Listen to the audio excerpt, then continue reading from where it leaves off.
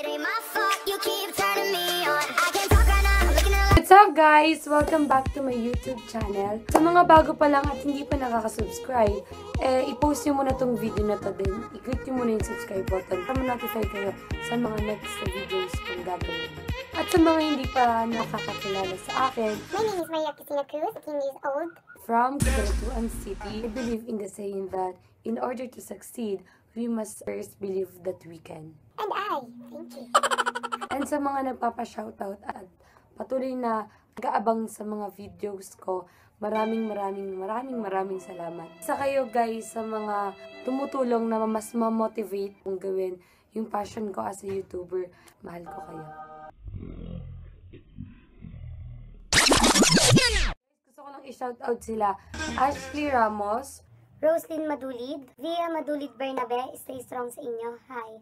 And shoutout din kay JR Calma Esqueta and kay AZ Gay Ramos. So for today's video, we're gonna do a D.I.Y ring light, which can be very especially for those who love selfies. It is very easy and affordable. Pretty sure that you're gonna like it. So without further ado, let's get into the video.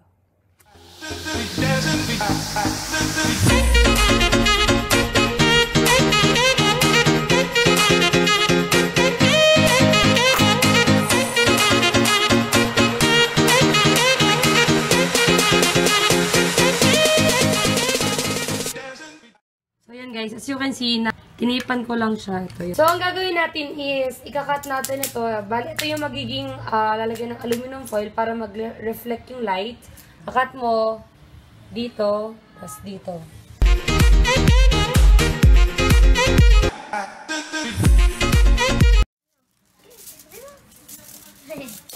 Hirap ba?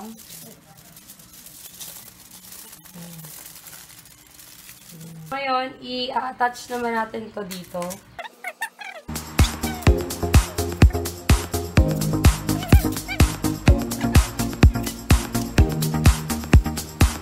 So, yun guys. Ito na yung DIY ring light. Okay naman. Sana wag bumigay.